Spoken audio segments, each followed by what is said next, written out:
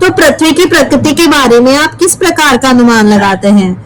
कि हम पढ़ेंगे पृथ्वी की आंतरिक संरचना, जो कि है चैप्टर नंबर 3 में।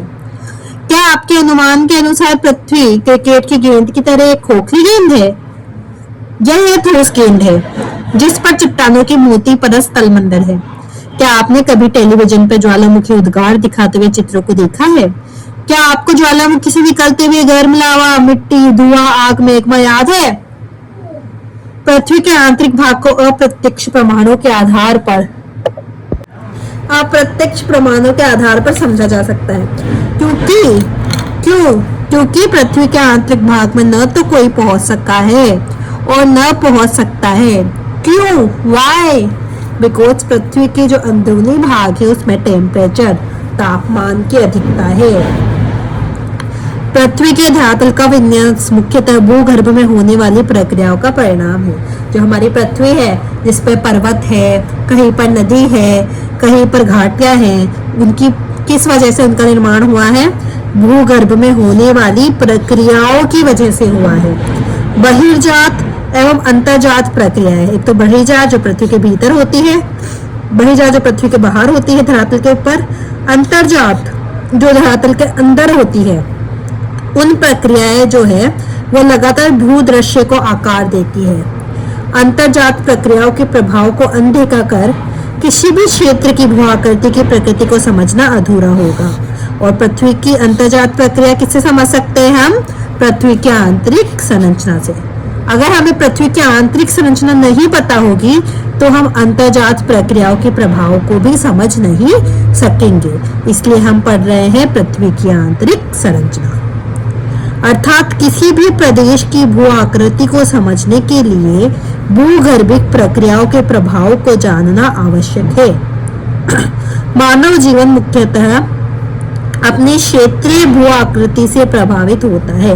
किससे? हमारी क्षेत्रीय भू आकृति। जैसे आप रेगिस्तानी इलाके में रहते हैं तो आप पर उसका प्रभाव पड़ेगा। आप अगर पहाड़ी इलाके पे रहते हैं तो वहाँ की दिनचर्या, वहाँ का रहन सहन, खान पान, पहनावा सब कुछ भिन्न प्रकृति का होगा। इसलिए भूदृश्य के विकास को प्रभावित करने वाले सभी कारकों के विषय में जानना आवश्यक है। ये समझने के लिए कि पृथ्वी में कंपन क्यों होता है, क्यों पृथ्वी पे कंपन होता है, क्यों भूकंप आता है, सुनामी लहरें कैसे पैदा होती है, यह जरूरी है कि हमें पृथ्वी की आंतरिक संरचना का विस्तृत ज्ञान हो। पिछले अध्याय में आपने पढ़ा कि पृथ्वी का निर्माण करने वाली भूप्रकृति और क्रोर तक सभी पदार्थ परतों के रूप में विभाजित है। और किन दो वजहों से परतों के रूप में विभाजित हुआ था? पहला तो विभेदन की वजह से, विभेदन था फर्स्ट चरण। और सेकंड चरण क्या था? जो हमारा चंद्रमा था, द बिग स्प्लिट की जो प्रक्रिया हुई थी जिससे चंद्रमा पृथ्वी से अलग हुआ था, उसकी वजह से पुनः टेम्परेचर बढ़ा था और जो पदार्थ था उनका वापस से विभाजन परतों के रूप में हुआ था। यह जानना अत्यंत रोचक है कि वैज्ञानिकों ने कैसे इन परतों के संबंध में जानकारी प्राप्त की, क्योंकि हम पहले देख चुके हैं कि अंदर कोई नहीं पहुंच सकता है और ना पहुंच पाया है। तो कैसे की? प्रत्येक परत की विशेषताओं के बारे में अनुमान लगाया। यह हम इस अध्याय में पढ़ेंगे। सबसे पहले हम देखेंगे भूगर्भ की जानकारी के साधन, कि किन वजह से हम भूगर्भ के बारे में पता लगा पाते हैं। ये दो प्रकार के साधन हमारे, एक है प्रत्यक्ष स्रोत और नेक्स्ट है अप्रत्यक्ष स्रोत। ठीक है, प्रत्यक्ष और अप्रत्यक्ष स्रोत। पृथ्वी की त्रिज्या 6370 किलोमीटर है। तो पृथ्वी का व्यास कितना हुआ? 12,600 समथिंग कुछ। ओके, तो पृथ्वी की त्रिज्या कितनी है? 6370 किलोमीटर। तो पृथ्वी के अंदरूनी कोर तक की, जैसे पृथ्वी है तो कोर तक की गहराई भी कितनी हो गई? 6370 हो गई। हमारे धरातल से कोर तक की गहराई भी यही हो गई। क्योंकि पृथ्वी पूरा गोला है ना, तो अगर हम देखें कुएं से मांगे, ये थोड़ा छोटा बन गया है पर आप इसे बड़ा समझना। तो ये 6370, 6370, 6370, 6370, 6370। ठीक है। पृथ्वी के आंतरिक परिस्थितियों के कारण यह संभव नहीं है कि कोई पृथ्वी के केंद्र तक पहुंचकर उसका निरीक्षण कर सके, जो हम देख चुके हैं। वहां के कुछ पदार्थ का नमूना प्राप्त कर सके। यह आश्चर्य की बात है कि ऐसी परिस्थिति में भी वैज्ञानिक हमें यह बताने में सक्षम हुए हैं कि भूगर्भ की संरचना कैसी है और इतनी गहराई पर किस प्रकार के पदार्थ पाए जाते हैं। पृथ्वी की आंतरिक संरचना के विषय में हमारी अधिकतर जानकारी परोक्ष रूप से प्राप्त अनुमानों पर आधारित है, प्रत्यक्ष रूप से नहीं, परोक्ष रूप में। तथापि इस जानकारी का कुछ भाग प्रत्यक्ष प्रेक्षणों और पदार्थ के विश्लेषण पर भी आधारित है। अधिकतर जानकारी किस पे? परोक्ष रूप में। अधिकतर मतलब कुछ जानकारी प्रत्यक्ष प्रमाणों से भी है, और प्रत्यक्ष जानकारी कैसे मिली है वो भी पता चलेगा। देखिए हमें प्रत्यक्ष जानकारी कैसे मिली है। पहले हमें बताया गया प्रत्यक्ष रूप से जानना बहुत मुश्किल है, तो हमने प्रत्यक्ष प्रमाण कैसे इकट्ठा किया, तो हम प्रत्यक्ष स्रोत देखेंगे पृथ्वी की आंतरिक संरचना के बारे में जानने के। पृथ्वी से सबसे आसानी से उपलब्ध ठोस पदार्थ धरातलीय चट्टानें हैं। कौन है? धरातलीय चट्टानें हमारे धरातल पर जो पाई जाती है, सबसे आसानी से उपलब्ध है, हर जगह धरातलीय चट्टानें हैं। अथवा वे चट्टानें जो हम खनन क्षेत्र से प्राप्त करते हैं। खनन का पृथ्वी के अंदरूनी गहराई से करते हैं, तो कुछ गहराई से हमें प्राप्त हो सकता है धरातलीय चट्टान, लेकिन अधिक गहराई का नहीं है, ये हमें ध्यान में रखना चाहिए। ये प्रत्यक्ष स्रोत है पृथ्वी के अंदर भूगर्भ की जानकारी का, पर अत्यधिक गहराई का नहीं है, ये धरातल के ऊपर की चट्टानें। दक्षिणी अफ्रीका की सोने की खान 3 से 4 किलोमीटर तक गहरी है। इससे अधिक गहराई में जा पाना असंभव है। और हमने क्या देखा, पृथ्वी के केंद्र तक कितनी गहराई है? 6370 किलोमीटर। और सबसे अधिक गहराई खनन में हमने कौन सी देखी है? सोने की खान देखी है, दक्षिणी अफ्रीका की देखी है, 3 से 4 किलोमीटर तक देखी है। तो आप सोच सकते हैं। तो हमने सबसे पहले क्या देखा, प्रत्यक्ष स्रोत में हमारी धरातलीय चट्टानें किससे होती है? खनन से प्राप्त। खनन कहाँ पर? दक्षिणी अफ्रीका में। कितने तक का मिला है? 3 से 4 किमी तक का, वो भी सोने की खान में। किसमें? सोने की खान में। ठीक है, इससे अधिक गहराई में जा पाना असंभव है, क्योंकि उतनी गहराई पर तापमान बहुत अधिक होता है। खनन के अतिरिक्त वैज्ञानिक विभिन्न परियोजनाओं के अंतर्गत पृथ्वी की आंतरिक स्थिति की जानने के लिए परपट्टी में गहराई तक छानबीन कर रहे हैं। तो धरातलीय चट्टानों और खनन के अतिरिक्त क्या हो गया? सेकंड, वैज्ञानिक परियोजनाएं। वैज्ञानिक परियोजनाएं, ये भी हमें प्रत्यक्ष जानकारी का स्रोत है।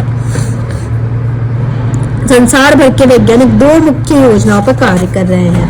कौन सी 2 मुख्य परियोजनाओं पर कार्य कर रहे हैं? तो वो है गहरे समुद्र में प्रवेदन परियोजना, डीप ओशन ड्रिलिंग प्रोजेक्ट। समुद्र के अंदर हमने धरातल पर तो देखा, धरातल पे कौन था? सोने की खान में, दक्षिणी अफ्रीका में 3 से 4 किलोमीटर तक। और हम गहरे समुद्र में, ये क्या योजना चल रही है? प्रवेदन योजना चल रही है। और समन्वित महासागरीय प्रवेदन योजना, इंटीग्रेटेड ओशन ड्रिलिंग प्रोजेक्ट, आज तक का सबसे गहरा प्रवेदन यानी ड्रिल आर्कटिक महासागर में कोला क्षेत्र में 12 किलोमीटर की गहराई तक किया गया है। 2 तो परियोजना चल रही है, प्रवेदन परियोजना गहरे समुद्र में और समन्वित महासागरीय प्रवेदन परियोजना।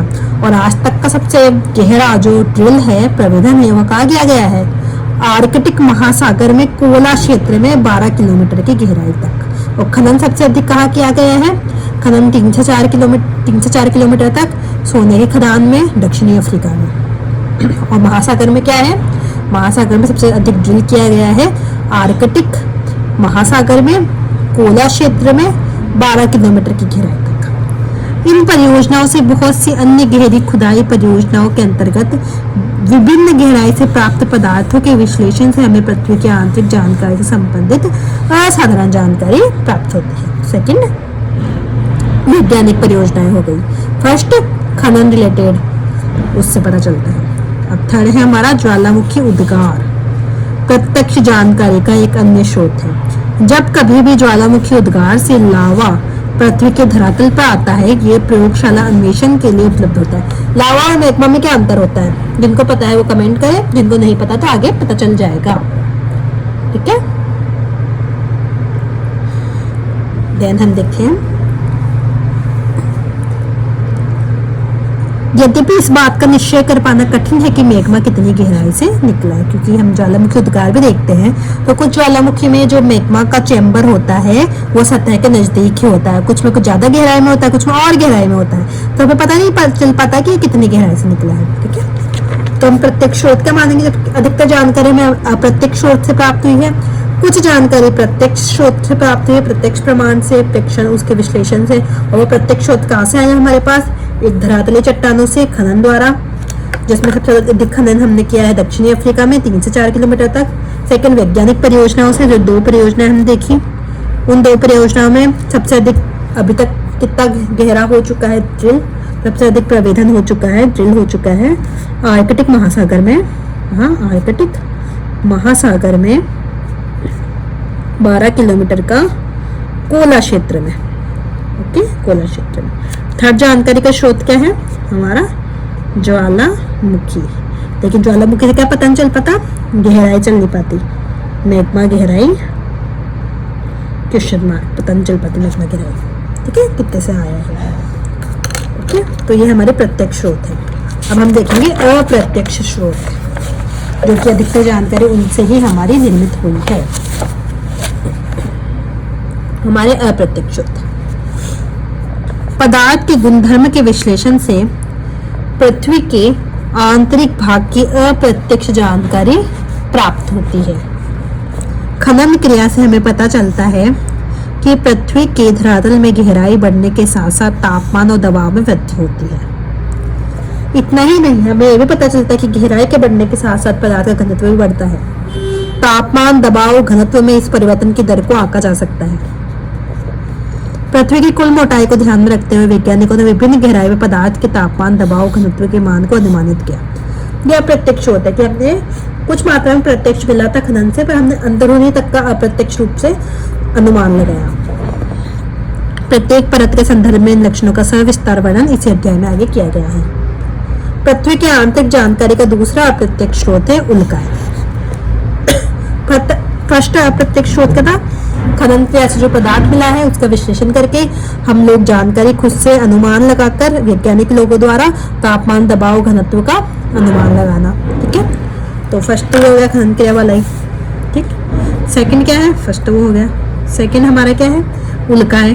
उल्काएं कैसे करती है अब इसमें वर्क, तो उल्काओं का देखते हैं, जो कभी कभी धरातल तक पहुंचती है। हालांकि हमें यह भी ध्यान रखना चाहिए कि उल्काओं के विश्लेषण के लिए उपलब्ध पदार्थ पृथ्वी के आंतरिक भाग से प्राप्त नहीं है, परंतु उल्काओं से प्राप्त पदार्थ और उनकी संरचना पृथ्वी से मिलती जुलती है। कैसे मिलती जुलती है, पृथ्वी का निर्माण भी सेम तरह से हुआ, उल्काओं का भी सेम तरीके से हुआ। इस वजह से ये उल्काएं वैसे ही पदार्थ से बने ठोस पिंड है जिनसे हमारा ग्रह पृथ्वी बना है।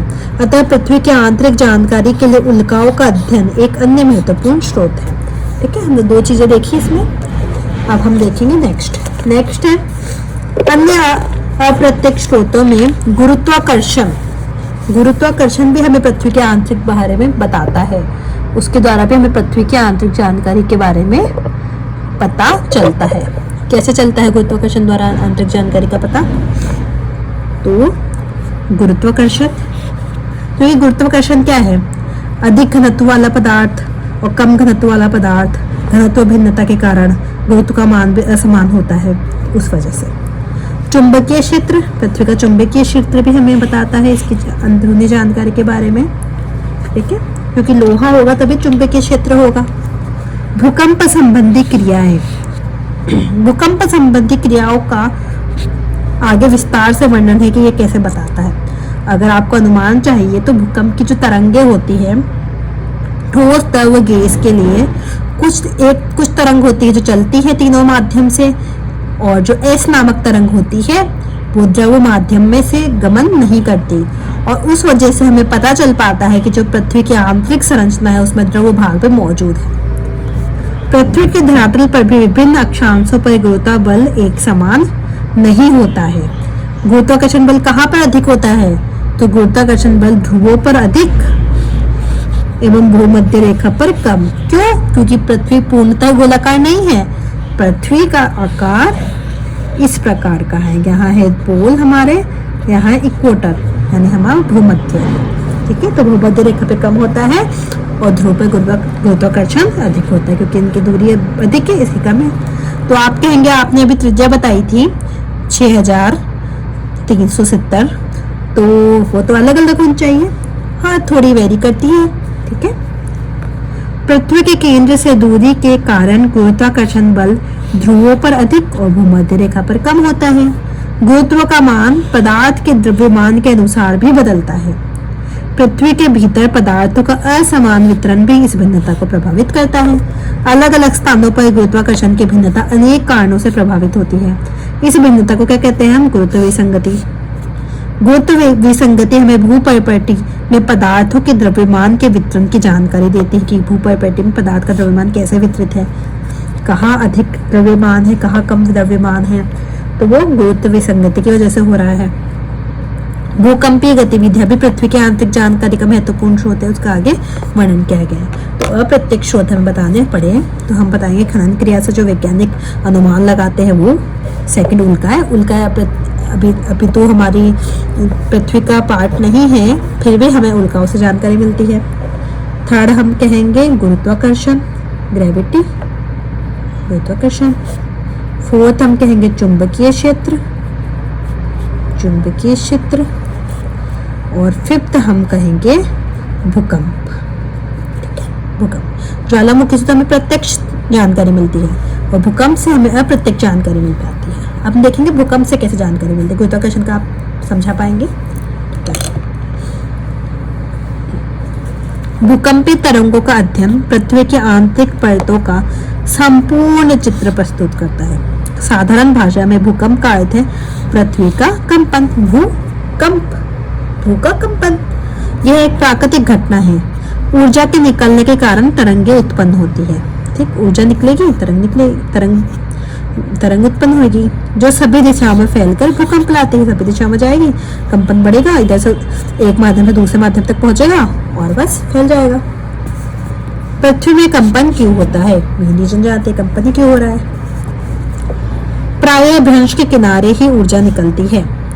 भूपर्पटी की शैलों में गहन दरारें ही भ्रंश है। भ्रंश क्या? जो हमारी भूपर्पटी है, यानी क्रस्ट, मेंटल और उसके बाद नहीं हुई भी। मेंटल में तो क्या होता है? मेंटल में मैग्मा गति करता है। मैग्मा गति करता है तो ऊर्जा निकलती है। ऊर्जा कैसे निकल रही है? अंदरूनी क्रिया की वजह से ही ये भूकंप आते हैं, उसकी ऊर्जा के कारण ही। तो ये भ्रंश है भूपर्पटी में। जो भ्रंश है, ये भ्रंश क्या है? इनकी भूपर्पटी के शैलों में दरार है, ये दरार है, तो ये भ्रंश है। यहाँ से ऊर्जा निकलेगी। भ्रंश के दोनों तरफ शैलें विपरीत दिशा में गति करती हैं। ये इधर जाना चाहती है, ये इधर जाना चाहती है, बट उनके बीच में आपस में दबाव, उनके ऊपर जो भूपर्पटी के ऊपर जो शैलें हैं, जो जैसे हमारा जमीन है उसके ऊपर पर्वत है, कहीं पे नहीं है, तो उसने भी दबाव डाल रखा है भूपर्पटी की चट्टानों पर, जो अलग होना चाह रही है, क्योंकि उनके बीच में भ्रंश उपस्थित है, दरार उपस्थित है, ऊर्जा नीचे से आ रही है, तो उस वजह से वो अलग होना चाहती है। पर आपस में उनका घर्षण उन्हें परस्पर बांधे रखता है। फिर भी अलग होने की प्रवृत्ति के कारण एक समय पर घर्षण का प्रभाव कम हो जाता है। ऐसा टाइम आएगा जब ये दोनों अलग हो जाएगी। कब तक एक दूसरे से अलग होने से बचेगी? तो ऐसा टाइम आता है जब ये दोनों अलग हो जाती है, ठीक है। तो प्रभाव कम हो जाता है, जिसके परिणाम स्वरूप शैल खंड विकृत होकर अचानक एक दूसरे के विपरीत दिशा में सरक जाते हैं।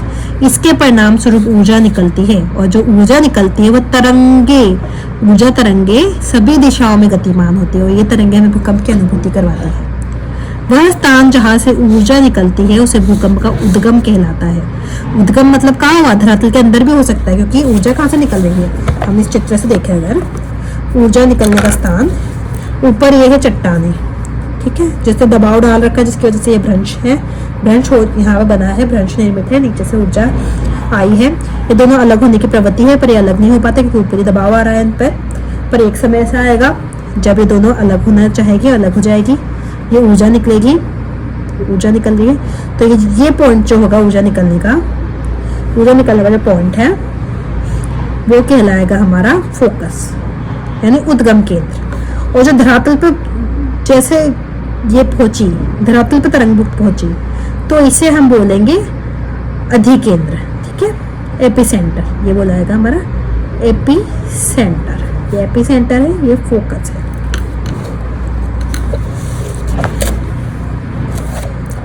फोकस उद्गम केंद्र कहलाता है। इसे अवकेंद्र भी कहते हैं। हाइपोसेंटर भी फोकस को ही कहते हैं। और एपिसेंटर जब धरातल पर तरंग आती है भूतल पर तो उसे बोलते हैं, ठीक है। तो अवकेंद्र, अधिकेंद्र, हाइपोसेंटर, एपिसेंटर और फोकस। ऊर्जा तरंगें अलग अलग दिशाओं में चलती हुई पृथ्वी की सतह तक पहुंचती है। भूतल पर वह बिंदु जो उद्गम केंद्र के समीपतम होता है अधिकेंद्र कहलाता है। और अधिकेंद्र पर ही सबसे पहले तरंगों को महसूस किया जाता है। अधिकेंद्र उद्गम केंद्र के ठीक ऊपर 90 डिग्री कोण पर होता है। यहाँ पर सबसे पहले तरंगों को महसूस करते हैं और सबसे समीप बिंदु होता है। अगर पूछा जाए उद्गम केंद्र के सबसे समीपतम बिंदु भूतल पर कौन सा होता है तो वो अधिकेंद्र होता है, एपिसेंटर होता है। अब हम पढ़ेंगे भूकंपीय तरंगों के प्रकार, देखेंगे कि तरंगे तो आ जाती है, तो तरंगों के कितने प्रकार होते हैं। सभी प्राकृतिक भूकंप स्थल मंडल में ही आते हैं। इसी अध्याय में आगे आप पृथ्वी की विभिन्न परतों के बारे में पढ़ेंगे।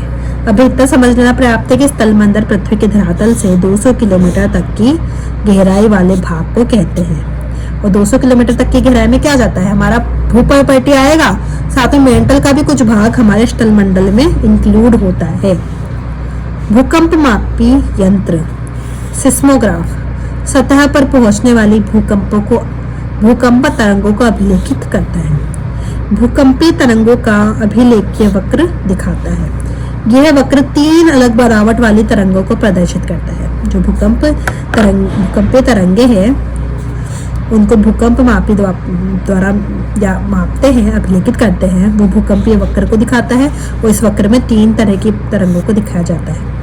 बुनियादी तौर पर भूकंपीय तरंगे 2 प्रकार की होती है। बुनियादी तौर मतलब जब फोकस से निकलती है उद्गम केंद्र से तो 2 प्रकार की तरंगे निकलती है। एक तो पी तरंग जिसे प्राथमिक तरंग भी कहते हैं, एस तरंग जिसे द्वितीयक तरंग या सेकेंडरी तरंग कहा जाता है।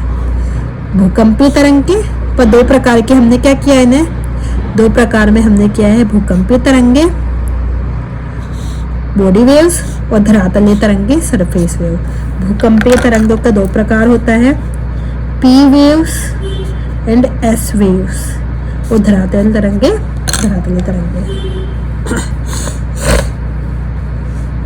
भूकंपीय तरंगे उद्गम केंद्र से ऊर्जा के मुक्त होने के दौरान पैदा होती है।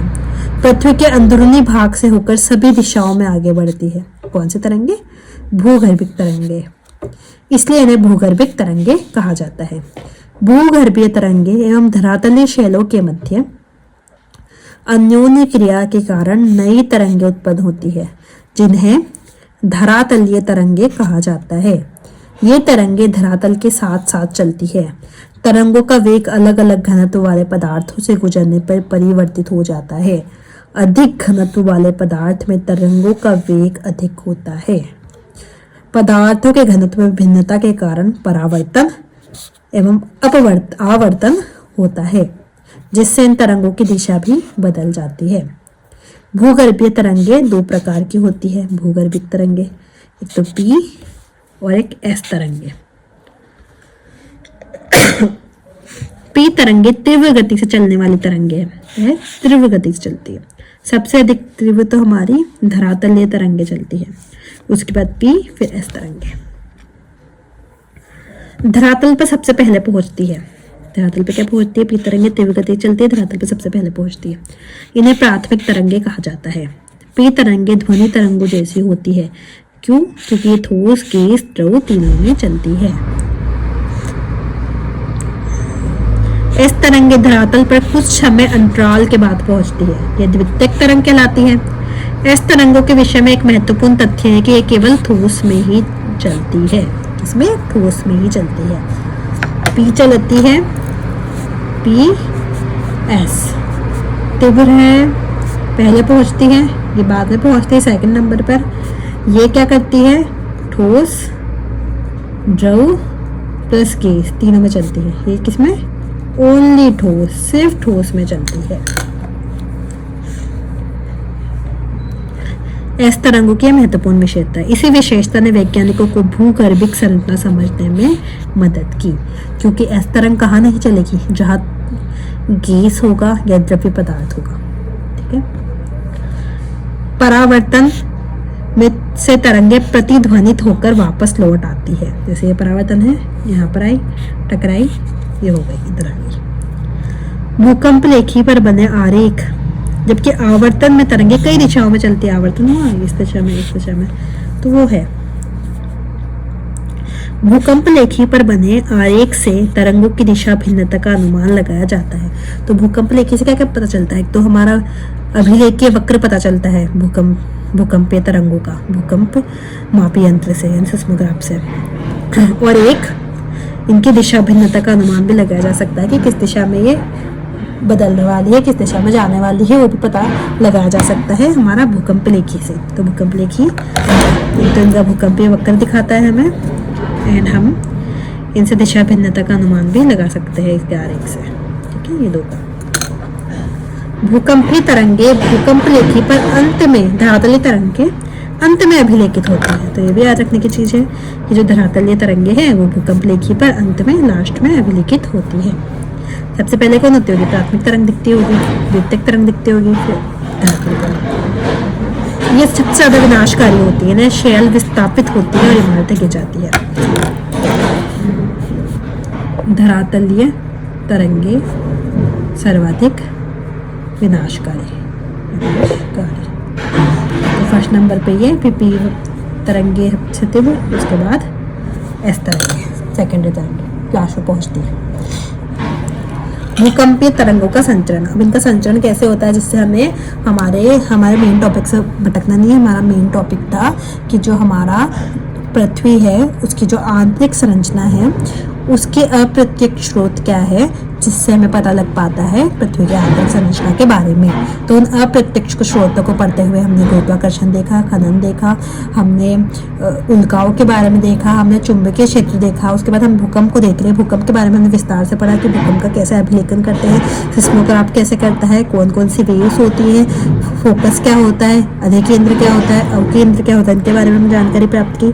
उसके बाद हम भूकंपीय तरंगों का संचरण देख रहे हैं कि भूकंपीय तरंगें कैसे संचरण करती है, जिनसे हमें अप्रत्यक्ष रूप से पृथ्वी की आंतरिक संरचना के बारे में जानकारी होती है। भिन्न भिन्न प्रकार की भूकंपीय तरंगों के संचरित होने की प्रणाली भिन्न भिन्न होती है। जैसे ही ये संचरित होती है, शैलों में कंपन पैदा होता है। तरंगे आई, कंपन पैदा हुआ। पी तरंगों से कंपन की दिशा तरंगों की दिशा के समानांतर होती है। कंपन भी उसी दिशा में हो रहा है पी तरंगों से, जिस दिशा में तरंगों की दिशा के समानांतर ही कंपन की दिशा होती है। यह संचरण गति की दिशा में ही पदार्थ पर दबाव डालते हैं। इसके दबाव के फलस्वरूप पदार्थ के घनत्व में भिन्नता आती है। शैलों में संकुचन और फैलाव की प्रक्रिया पैदा होती है। अन्य तीन तरह की तरंगे संचरण गति के समकोण दिशा में कंपन पैदा करती है, और एस तरंगे ऊर्ध्वाधर तल में तरंगों की दिशा के समकोण पर कंपन पैदा करती है। तो समकोण पर कौन करती है? तो उसकी दिशा में ही करती है पी तरंगे। तो जो धरातलीय और एस तरंगे हैं समकोण पर, ये भी समकोण पर जिससे ये पदार्थ पर गुजरती है, उनमें उभार और गर्त बनाती है। धरातलीय तरंगे सबसे अधिक विनाशकारी समझी जाती है, जो हमने देखा। जो समकोण दिशा में चलेगा वो उभार और गर्त बनाएगा, और जो उसकी दिशा में चलेगा उसमें फैलाव और सिकुड़ाव करेगा। फैलाव सिकुड़ाव किसके द्वारा किया जाता है? किस तरंग के द्वारा? पी तरंग के द्वारा। और जो उभार और गर्त बनाती है वो कौन सी तरंगे होती है? एस तरंग होती है, और समकोण पर चलती है एस तरंग और धरातलीय तरंग। छाया क्षेत्र का उद्भव। अब छाया क्षेत्र क्या है, ये भी हम आगे डायग्राम में पता चलेगा आपको छाया क्षेत्र क्या है। अभी आप समझे छाया क्षेत्र। भूकंप लेखी यंत्र सिस्मोग्राफ पर दूरस्थ स्थानों से आने वाली भूकंपीय तरंगें अभिलेखित होती है। यद्यपि कुछ ऐसे क्षेत्र भी है जहाँ कोई भूकंपीय तरंग महसूस नहीं की जाती है। क्यों नहीं की जाती? उनका क्षेत्र, उन पर भूकंपीय तरंग क्यों महसूस नहीं की जाती? क्योंकि वो क्षेत्र भूकंपीय तरंगों के छाया क्षेत्र में आते हैं। तो छाया क्षेत्र क्या है? ऐसे क्षेत्रों को भूकंपीय छाया क्षेत्र, शेडो जोन कहा जाता है। विभिन्न भूकंपीय घटनाओं के अध्ययन से पता चलता है कि एक भूकंप का छाया क्षेत्र दूसरे भूकंप के छाया क्षेत्र से सर्वथा भिन्न होता है। पी तरंगों और एस तरंगों का छाया क्षेत्र इनमें दिखाया गया है, उसे देखेंगे हम। ये देखा जाता है कि भूकंप लेखी भूकंप अधिकेंद्र से अधिकेंद्र दिखाया गया है, अवकेंद्र नहीं। अधिकेंद्र और अवकेंद्र में क्या अंतर है आप कमेंट में बताइए। भूकंप लेखी भूकंप अधिकेंद्र से 105 डिग्री तक के भीतर किसी भी दूरी पर पी और एस तरंग दोनों ही तरंग का अभिलेखन करते हैं। यह है अधिकेंद्र। धरातल पे भूकंप यहाँ से आया, यहाँ तक, यहाँ से हमें तरंगे महसूस की गई है धरातल पर भूकंप की। ये भी अधिकेंद्र। 105 डिग्री तक अगर हम एस तरंग और पी तरंग दोनों का छाया क्षेत्र देखें, पी तरंग छाया क्षेत्र देखें और एस तरंग छाया क्षेत्र देखें, 105 डिग्री तक हम एस तरंगों को महसूस कर पा रहे हैं, 105 डिग्री तक हम पी तरंग को भी महसूस किए जा रहे हैं। बट यहाँ पर एस तरंग महसूस नहीं की जाएगी अगर वो धातु का अधिकेंद्र यहाँ होगा तो। और वही 145 से 145 डिग्री तक भी हम पी तरंग को महसूस कर पा रहे हैं। पर 105 से 145 डिग्री तक, 105 से 145 डिग्री तक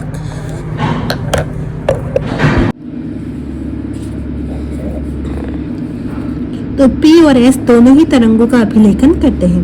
भूकंप लेखी अधिकेंद्र से 145 डिग्री से परे केवल पी तरंगों के पहुंचने को ही दर्ज करते हैं और एस तरंगों को अभिलेखित नहीं करते।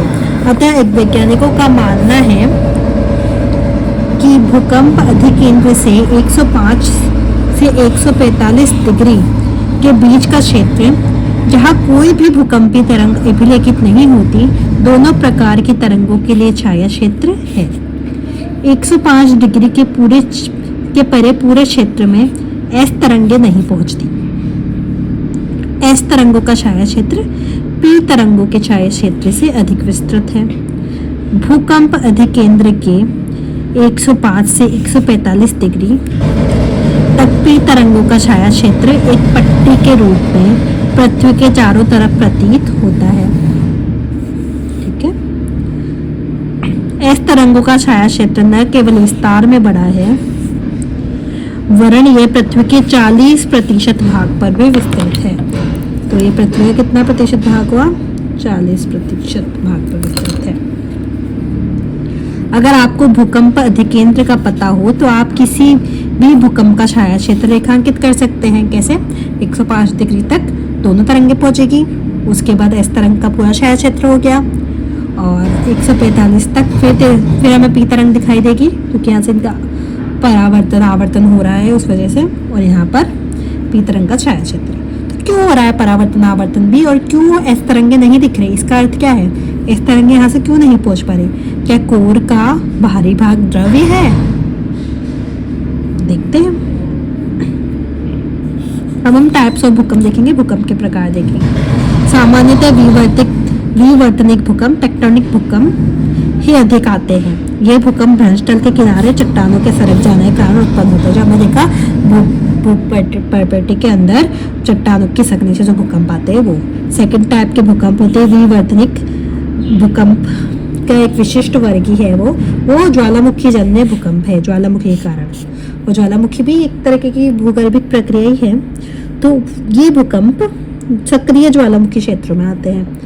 थर्ड देखेंगे तो हम नियात भूकंप कहेंगे। नियात भूकंप क्या होते हैं? जो खनन क्षेत्र होता है उसमें जो भूमिगत खान होती है जहाँ से हम मिनरल्स निकालते हैं हम, तो उनकी सतह ढह जाती है जिससे हल्के झटके महसूस किए जाते हैं। तो वो है खनन क्षेत्र में नियात भूकंप। कभी कभी परमाणु या रासायनिक विस्फोट से भी भूमि में कंपन होता है। इस तरह के झटकों को एक्सप्लोजन या भूकंप यानी विस्फोट भूकंप कहते हैं, जो परमाणु या रासायनिक विस्फोट से आते हैं। तो हम 5 टाइप के भूकंप है: टेक्टोनिक, ज्वालामुखी जन्य, नियात भूकंप, परमाणु या विस्फोट से जन्य भूकंप और बांध जनित भूकंप, रिजर्वायर इंड्यूस्ड। जो भूकंप बड़े बांध वाले क्षेत्र में आते हैं उन्हें बांध जनित कहते हैं। तो आपका एक काम मैं आपको सौंपती हूँ, इन भूकंप के कारणों में मानवीय कारणों से आने वाले भूकंप और प्राकृतिक कारणों से आने वाले भूकंप को आप सेपरेट कीजिए और कमेंट में बताइए। भूकंपों की माप। अब भूकंपों का मापन कैसे करते हैं? बेसिकली 2 टाइप से करते हैं भूकंप का मापन। एक तीव्रता के आधार पर करते हैं, ठीक है, उसकी तीव्रता, उसकी गहनता, उसके आधार पर करते हैं। और एक आघात की तीव्रता के आधार पर करते हैं कि इसने कितना नुकसान पहुंचाया है। इन 2 आधार पर करते हैं। तो भूकंप की तीव्रता कितनी है, भूकंप कितना तीव्र आया है, उसने आघात कितना पहुंचाया है, उसकी तीव्रता के आधार पर करते हैं। 2 टाइप से, ठीक है। तो भूकंपीय तीव्रता, एक आघात की तीव्रता। आघात की तीव्रता, भूकंपीय तीव्रता किससे मापते हैं? रिक्टर स्केल से, रिक्टर स्केल। आघात की तीव्रता मर्केली स्केल से नापते हैं। इसका पैमाना क्या होता है? 0 से 10 तक, 0 से 10 तक। इसका पैमाना होता है 1 से 12 तक। इनका पैमाना है, स्केल मतलब जिस पर नापते हैं। तो पढ़ लेते हैं इनको भी हम। भूकंपित घटना का मापन भूकंपीय तीव्रता के आधार पर या आघात की तीव्रता के आधार पर। भूकंपीय तीव्रता के आधार पर रिक्टर स्केल। भूकंपीय तीव्रता भूकंप के दौरान ऊर्जा मुक्त होने से संबंधित है। इस मापने में भूकंप की तीव्रता 0 से 10 तक मापी जाती है। आघात की तीव्रता इटली के भूकंप वैज्ञानिक मर्केली के नाम पर रखी गई। इटली के है ये, ठीक है। घटना से हुई प्रत्यक्ष हानि द्वारा निर्धारित होती है। इसकी गहनता 1 से 12 तक होती है। अब भूकंप के प्रभाव। ये प्राकृतिक आपदा है भूकंप। भूकंपीय आपदा से होने वाले प्रकोप निम्न है: भूमि का हिलना, धरातलीय विसंगति, भूस्खलन, पंखस्खलन, मृदा द्रवण, धरातल का एक तरफ झुकना, हिमस्खलन। ये सब है तल पर पड़ने वाले प्रभाव। अब हम देखेंगे जनधन पर पड़ने वाले प्रभाव। इनमें धरातलीय विस्थापन, बांध, तटबंध के टूटने से बाढ़, आग लगना, इमारतों का टूटना, धांसों का ध्वस्त होना, वस्तुओं का गिरना और सुनामी। ठीक है, ये सुनामी के बारे में बताया गया है कि कैसे मरीना तट भारत में एक सुनामी आई थी। 2004 का है ये थाईलैंड में कैसे विनाश हुआ था। ज्वारीय लहरों द्वारा तट पर स्थित आवासीय क्षेत्रों का विध्वंस श्रीलंका का। ऐसे ही ये इंडोनेशिया के विनाश का दृश्य है। आगे चलते हैं।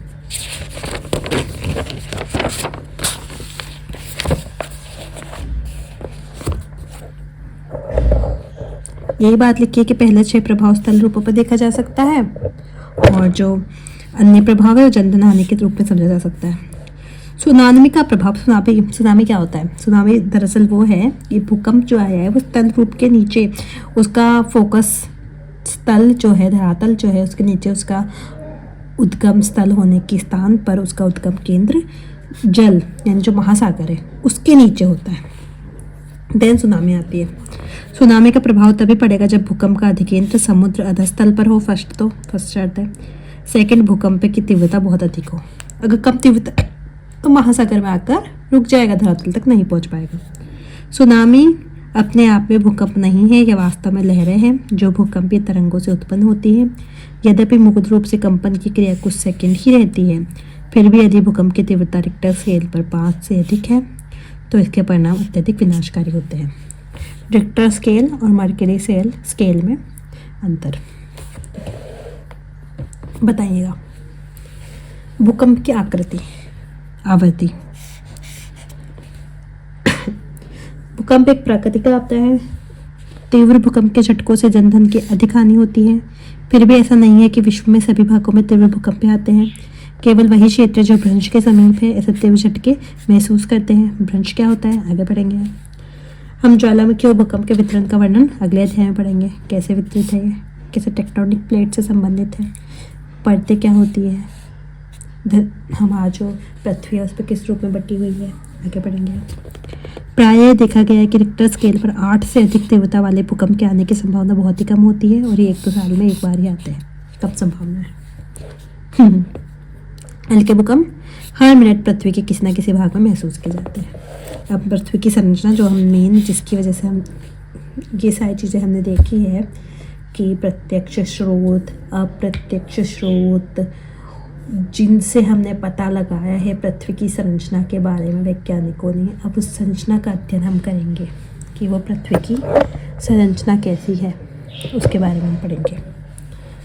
तो भूपर्पैटी क्रस्ट, यह ठोस पृथ्वी का सबसे बाहरी भाग है। यह बहुत भंगुर भाग है जिसमें जल्दी टूट जाने की प्रवृत्ति पाई जाती है। इसकी मोटाई महाद्वीप और महासागरों में अलग अलग होती है।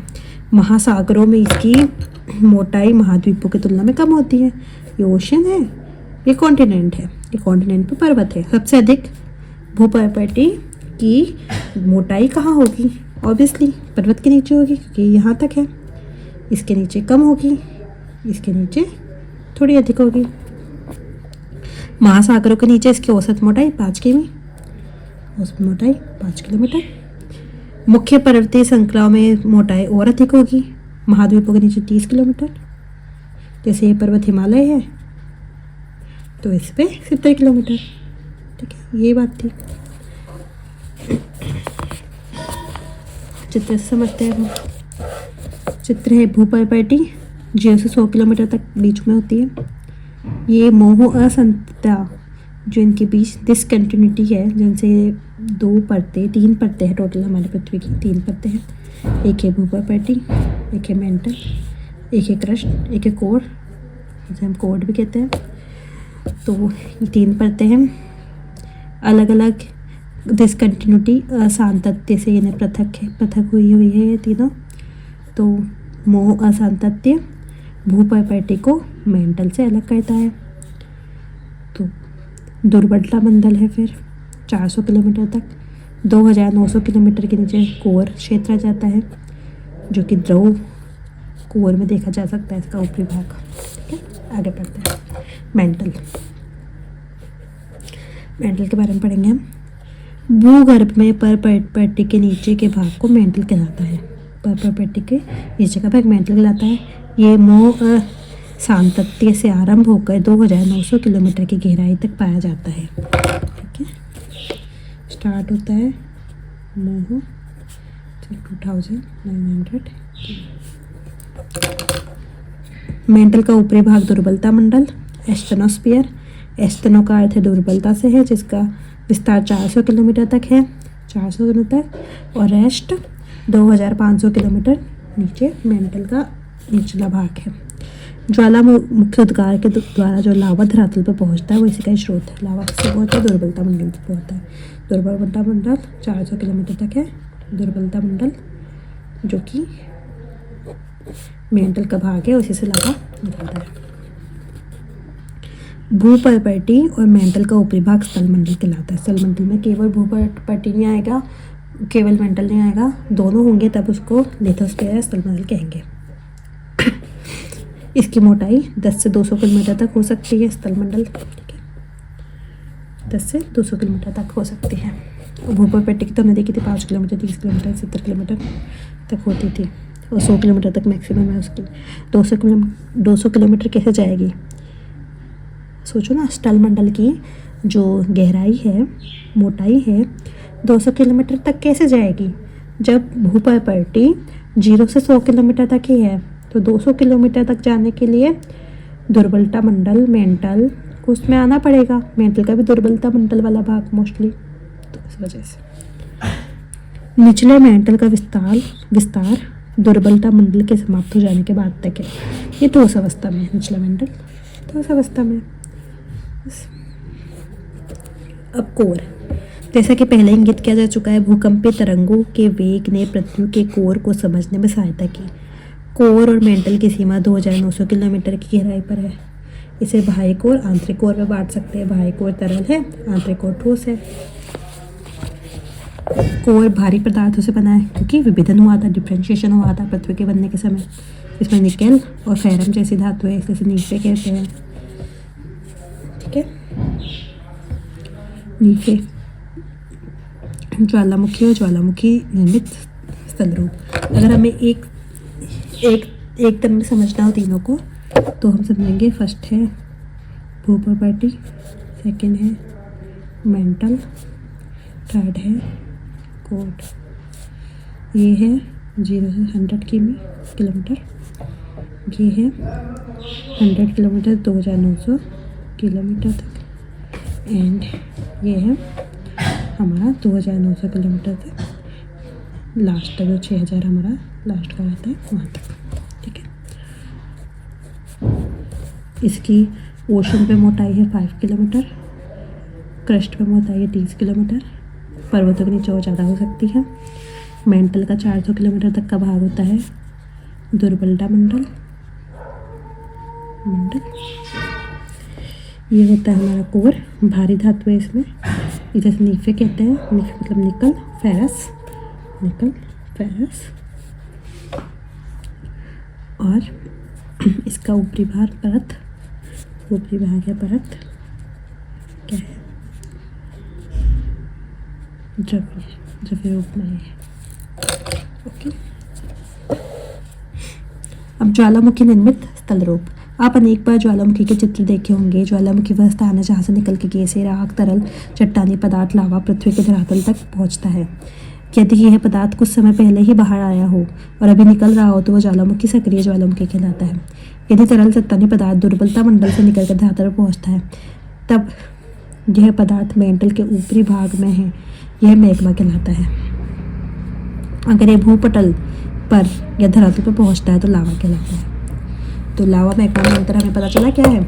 लावा मेंटल में अंतर है, अगर अंदर ही है जो मैग्मा, जो दुर्बलता मंडल मेंटल के भाग से निकल रहा है वो मेंटल के ऊपरी भाग में है तो वो मैग्मा कहलाएगा। अगर वो बाहर आ गया है, भूपटल पे आ गया है, धरातल पर आ गया है तो वो लावा कहलाएगा। That's it. वह पदार्थ जो धरातल पर पहुंचता है उस पर लावा प्रवाह, लावा के जमे हुए टुकड़ों का मलबा, जिन्हें ज्वलखंडाश्मी पायरोक्लास्ट डेब्री बोलते हैं, लावा के जमे हुए टुकड़ों के मलबे को। ज्वालामुखी बम, राख, धूल कण, गैस जैसे नाइट्रोजन यौगिक, सल्फर के यौगिक, कुछ मात्रा में क्लोरीन, हाइड्रोजन, ऑर्गन शामिल होते हैं। ज्वालामुखी उद्गार की प्रवृत्ति और धरातल पर विकसित आकृतियों के आधार पर ज्वालामुखी को वर्गीकृत किया जा सकता है। निम्न प्रकार की है: शील्ड ज्वालामुखी, मिश्रित ज्वालामुखी कुंड और बैसाल्ट प्रवाह ज्वालामुखी, मध्य महासागरीय कटक। देखते हैं मध्य महासागरीय कटक महासागर से रिलेटेड है, अन्य सबको हम देखते हैं।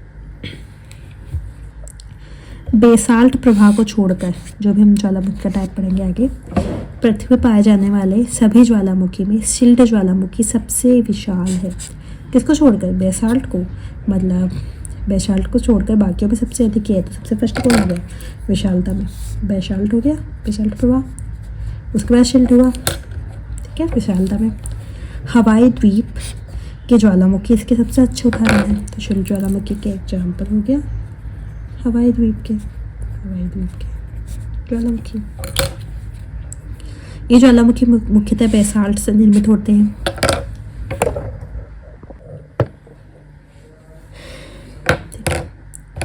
ये तरल बेसाल्ट से निर्मित होते हैं। ये तरल लावा के ठंडे होने से बनते हैं। यह लावा उद्गार के समय बहुत तरल होता है। इसी कारण इन ज्वालामुखियों का ढाल तीव्र नहीं होता। यदि किसी तरह निकास नली से पानी भीतर चला जाए तो ये ज्वालामुखी विस्फोटक भी हो जाते हैं। अन्यथा कम विस्फोटक होना इनकी विशेषता है, उन्हें कम विस्फोटक रहते हैं। इन ज्वालामुखियों से लावा फव्वारे के रूप में बाहर आता है और निकास पर एक कोण का बनाते हैं, ये शंकु बनाते हैं, जिसे सिंडर शंकु कहते हैं। तो सिंडर शंकु शील्ड ज्वालामुखी से रिलेटेड है,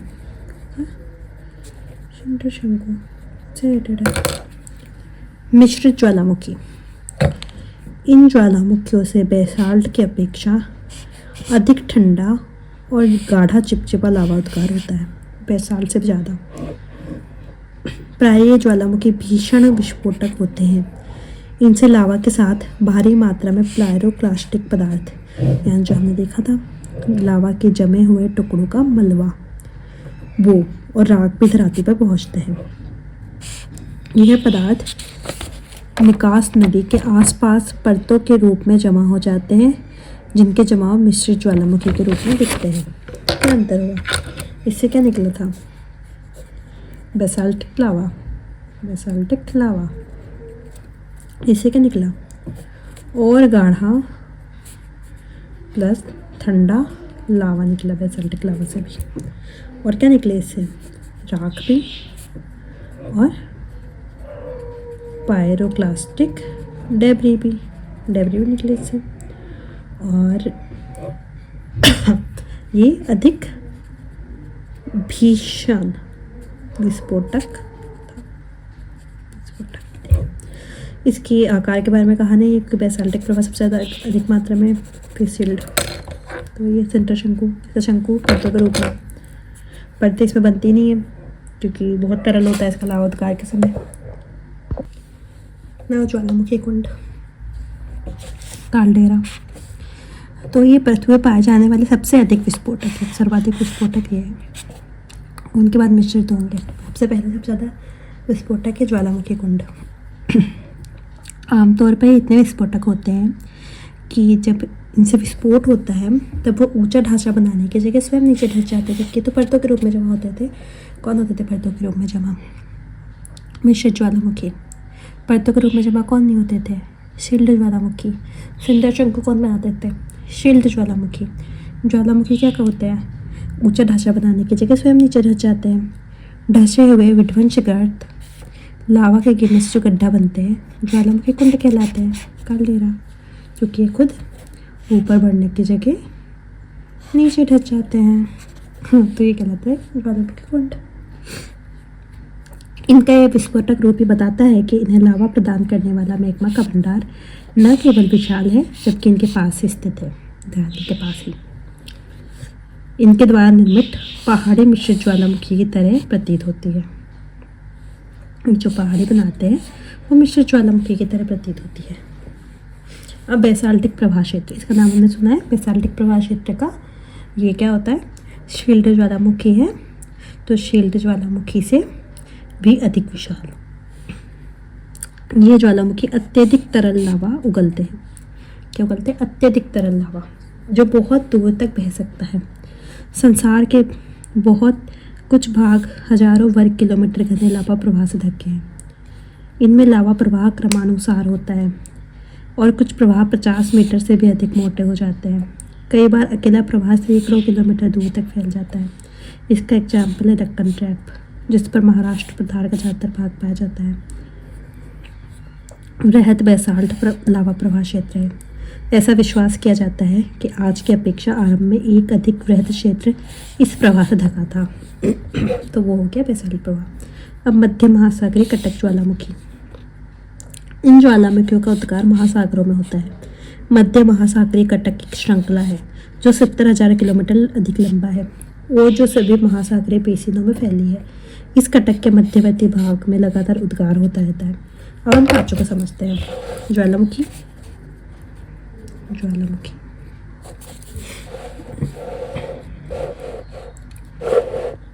इसके 5 प्रकार। ज्वालामुखी के 5 प्रकार हैं। शील्ड ज्वालामुखी, मिश्रित ज्वालामुखी, ज्वालामुखी कुंड, बेसाल्ट प्रवाह,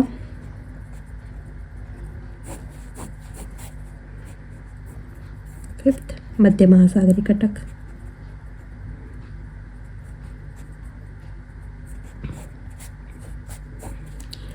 शील्ड ज्वालामुखी, आकार इसका बेसाल्ट प्रवाह से कम, सामान्यतः शांत रहते हैं, बाकी विस्फोटक है, शांत भी रहते हैं पर। सिंडर शंकु बनाते हैं, सिंडर शंकु। इनके बाद थी परत नहीं बनाते, परतों में ज़्यादा नहीं बनाते इतनी परतें हैं। मिश्रित ज्वालामुखी अगर हम देखें परत बनाते हैं, ठंडा अधिक होता है इनका, गाढ़ा अधिक होता है इनका लावा, ठीक है, ठंडा और गाढ़ा अधिक होता है इनका ज्वालामुखी का। और इसका एग्जाम्पल शील्ड ज्वालामुखी का एग्जाम्पल था हमारे हवाई द्वीप के जो थे उसका एग्जाम्पल था। इनसे लावा के साथ पायरोक्लास्ट भी निकलता था, पाइलोग्लास डेब्री और राख भी निकलती है। ठीक है, इसके बारे में। कुंड है हमारा। कुंड क्या होता है? ये इनका मैग्मा का भंडार इतना धरातल के इतना नज़दीक होता है कि ऊपर जाने की जगह और अंदरूनी रूप में आ जाते हैं, तो ये कालडेरा बन जाते हैं, कुंड बन जाते हैं। बेसाल्टिक प्रवाह बहुत ठंडा और बहुत अधिक तरल होता है इनका लावा, तरल लावा कई क्षेत्र में फैला होता है। इनका एग्जाम्पल देखना हो तो हम महाराष्ट्र का पठार डक्कन ट्रैप, महाराष्ट्र पठार का मैक्सिमम पार्ट को रख सकते हैं। मध्य महासागरी कटक जो महासागर है उसके मध्य भाग में जो पर्वत श्रृंखलाएँ बनी होती है और जो पर्वतीय इसकी होती है वो एक दूसरे से दूर जा रही होती है। हम इसके बारे में देखेंगे प्लेट विवर्तन की कैसे काम करता है कि दूर जा रही होती है। तो बाहर से लावा आ रहा होता है तो उनसे यहाँ पे ज्वालामुखी टाइप की चीज़ें होती है, तो उसे मध्य महासागरी कटक के रूप में जाना जाता है। अब हम ज्वालामुखी से बनने वाली स्थलाकृतियाँ देखने वाले हैं कि ज्वालामुखियों से कौन सी आकृतियाँ बनती हैं, कौन से लैंडफॉर्म्स बनते हैं। इनसे अंतर्वेदी स्थलाकृतियाँ, अंतर्वेदी जो आकृतियाँ बनती है, अंतर्वेदी यानी धरातल के अंदर बनने वाली, बहिर्वेदी धरातल के बाहर बनने वाली। ठीक है, जो लावा निकलता है वो ठंडा होने से आग्नेय शैल बनती है। उस लावा से शैल हम पढ़ेंगे 3 टाइप की होती है, तो उनके बारे में हम पढ़ेंगे आगे। लावा का जवाब धरातल पर पहुंचकर होता है कि धरातल तक पहुंचने से पहले भी हो सकता है। अगर ये पहले हो जाता है तो ये अंतर्वेदी आकृतियाँ बनाते हैं। ठीक है, इनको शैलों का वर्गीकरण 2 भाग में किया गया है। ज्वालामुखी शैलों जब लावा धरातल पर पहुंचकर ठंडा होता है, और पातालीय शैल जब लावा धरातल के नीचे ही ठंडा होकर जम जाता है। ठीक है, तो इनसे जो आकृतियाँ बनती हैं उनको हम देख रखा है। बैथोलिथ क्या होता है? बैथोलिथ मुख्यतः ये गुंबद के आकार में होते हैं। किसके आकार के? गुंबद के आकार में होते हैं। अनाच्छादन प्रक्रियाओं से ये धरातल पर प्रकट भी हो सकते हैं और विशाल क्षेत्र में होते हैं। ये गहराई में कई किलोमीटर तक हो सकते हैं। ग्रेनाइट निर्मित होते हैं ये, इन्हें बैथोलिथ कहा जाता है। ठीक है, लोकोलिथ क्या है? गुंबद विशाल अंतर्वेदी चट्टानें हैं जिनका तल समतल होता है, इनका तल, और पाइप रूपी तल तो समतल है इनका, और पाइप रूपी वाहक नली से नीचे से जुड़ा होता है। इनका धरातल पे जो पाया जाने वाला है वो मिश्रित ज्वालामुखी के गुंबद से मिलती है। मिश्रित ज्वालामुखी गुंबद समान दिखाई देता है लेकोलिथ का। अंतर इतना है कि लेकोलिथ गहराई में पाया जाता है, तो जो मिश्रित ज्वालामुखी का गुंबद था वो बाहर। इसका एग्जाम्पल देखना होगा लेकोलिथ का, तो कर्नाटक के पठार में जो ग्रेनाइट की चट्टानें हैं वो इसी गुंबद नुमा पहाड़ियाँ हैं। कर्नाटक के पठार, इनमें से अधिकतर अब अपत्रित हो चुकी है, यानी अनाच्छादन की क्रिया से बाहर दिखने लगी है धरातल पर। ये लेकोलिथ और बैथोलिथ के अच्छे उदाहरण हैं। जो कर्नाटक के पठार है उसमें बैथोलिथ के भी एग्जाम्पल लेंगे। बैथोलिथ मतलब yes and this then laccolith, उनके अच्छे उदाहरण हैं। अब हमें लेकोलिथ और लेपोलिथ में बहुत कन्फ्यूजन होता है। लेकोलिथ, लेपोलिथ, बैथोलिथ दिस गुंबदनुमा, नीचे से अगर पाइप रूपी वाहक नलिका है देन लेकोलिथ। इसका उल्टा कर दो, क्या बन गया? लेपोलिथ, लेपोलिथ, batholith this, laccolith, लेपोलिथ, batholith, laccolith, लेपोलिथ।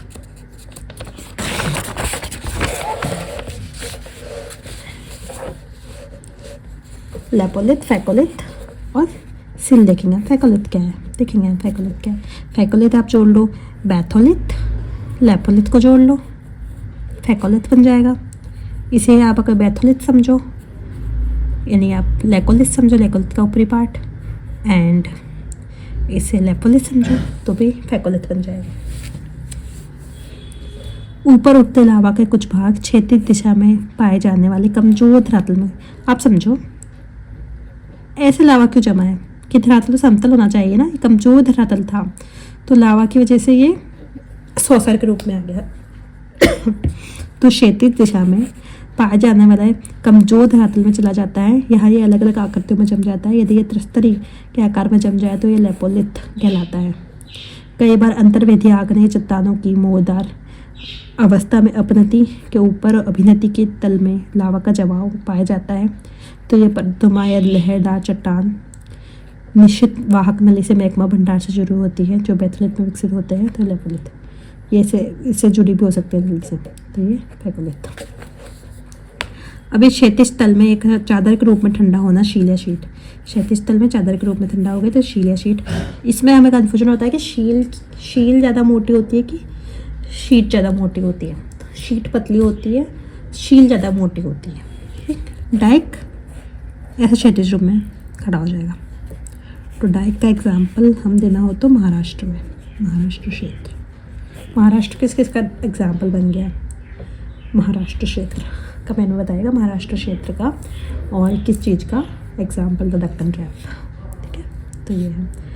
और दक्कन ट्रैप के उद्गार में भी ये बहुत ही इम्पोर्टेंट समझाते हैं। और